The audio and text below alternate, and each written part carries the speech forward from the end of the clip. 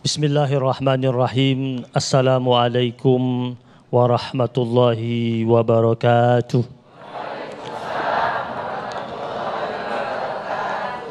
Alhamdulillahi rabbil alamin. Wabihi nasta'inu ala umuri dunya waddin. Wassalatu wassalamu ala sayyidil mursalin Habibina wa syafi'ina wa maulana Muhammadin wa ala alihi wa ashabihi ajma'in. Allahumma salli wa sallim ala sayyidina Muhammad wa ala ali sayyidina Muhammad.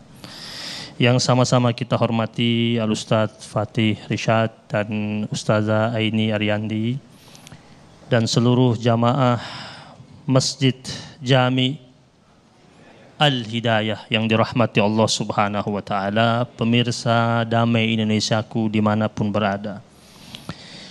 Kita semua kalau ditanya rindu tidak sama surga, pasti kita jawab kita rindu akan surga. Semua kita kalau ditanya pingin masuk surga, jawabnya kita pingin masuk surga. Tentu saat kita berada di dunia ini, kita berusaha untuk merangkai amalan demi amalan, yang amalan-amalan yang kita lakukan tersebut akhirnya menjadikan surga rindu akan kita. Dalam sebuah riwayat hadis, Rasulullah sallallahu alaihi wasallam bersabda, "Al-jannatu mushtaqatun ila arba'ati nafar." Surga itu merindukan setidaknya 4 jenis golongan. Yang pertama adalah hamba-hamba Allah yang talil Quran, hamba-hamba Allah yang senantiasa membaca Al-Quran. Maka kalau kita membiasakan diri kita setiap saat bersentuhan dengan Al-Quran, berarti kita sedang membangun jembatan indah kita menuju surganya Allah Subhanahu wa Ta'ala. Di dalam sebuah riwayat hadis, Rasulullah sallallahu alaihi wasallam bersabda, nanti di hari akhir yuqalu li sahibil Quran, akan diucapkan kepada orang-orang yang senantiasa bersama Al-Quran, Iqra wartaqi warattil, bacalah engkau Al-Quran, kemudian naiklah engkau dan tartillah anda, warattil kama turattil fid dunya, bacalah engkau dengan tartil Al-Quran tersebut sebagaimana engkau tartilkan Al-Quran itu di dunia.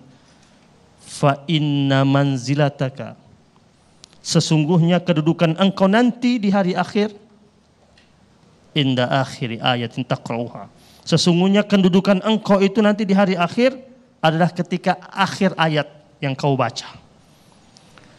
Maka jamaah yang dirahmati Allah Subhanahu wa Ta'ala, wajar jika Nabi katakan Iqra'u al-Quran fa innahu ya'ti yawmal qiyamati syafi'an li ashabihi. Bacalah Al-Quran, karena Al-Quran itu nanti pada hari kiamat dia akan datang sebagai pemberi syafaat bagi orang-orang yang rajin membaca Al-Quran. Kita ingin masuk surga, dekat dengan Al-Quran.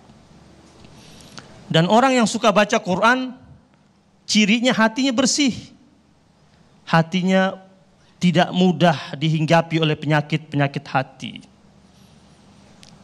Sebagaimana ucapannya Utsman ibnu Affan radhiyallahu taala anhu, kalau seumpamanya hati kita itu bersih, lau anna qulubana tahurat ma syabi'at min kalami rabbina, kalau hati kita itu bersih, maka hati kita ini senantiasa tidak akan pernah merasa kenyang dengan firman Allah Subhanahu wa Ta'ala.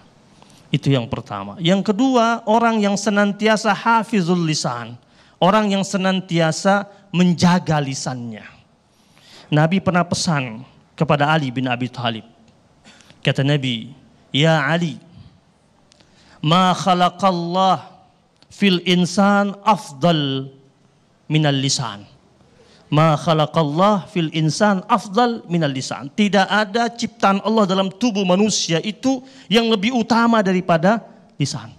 Kenapa? Karena kata Rasul, bihi yadkhulul jannah wa yadkhulun nahar. Disebabkan dengan lisan ini seseorang itu bisa masuk surga, bahkan bisa masuk ke dalam neraka. Tadi Ustadz sama Ustazah kita sudah menjelaskan tentang bahaya ghibah dan lain sebagainya. Bahkan Nabi pesan kepada Ali bin Abi Thalib, ya Ali la tu'ayyir ahadan bima fi. Jangan sampai engkau memburukkan seseorang dengan apa yang ada pada diri orang tersebut. Karena tak mungkin ada orang yang lepas daripada aibnya.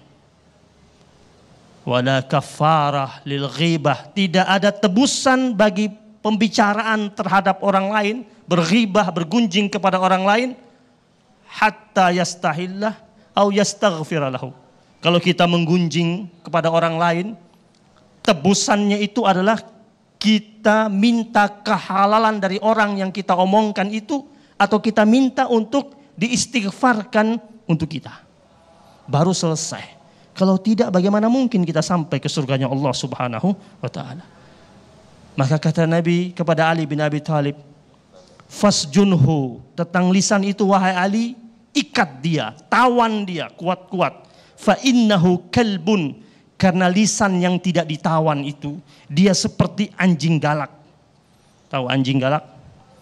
Anjing galak orang baik dia gonggong, orang jahat dia gonggong. Orang yang tidak mampu menawan lisannya itu, dia lisan yang tidak mampu dia jaga dengan sebaik-baiknya, dia seperti anjing. Maka dalam salah satu ungkapannya Ali bin Abi Thalib radhiyallahu taala anhu mengucapkan, al-lisan mizanul insan.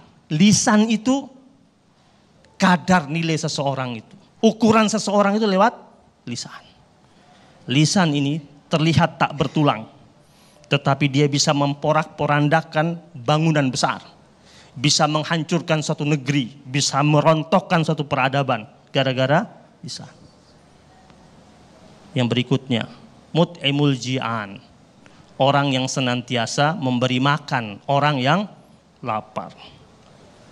Jadi berbuat baik, siapkan makanan bagi orang yang lapar. Ini salah satu perbuatan yang bisa menghantarkan seseorang ke surganya Allah Subhanahu wa ta'ala. Baik, terima kasih Habib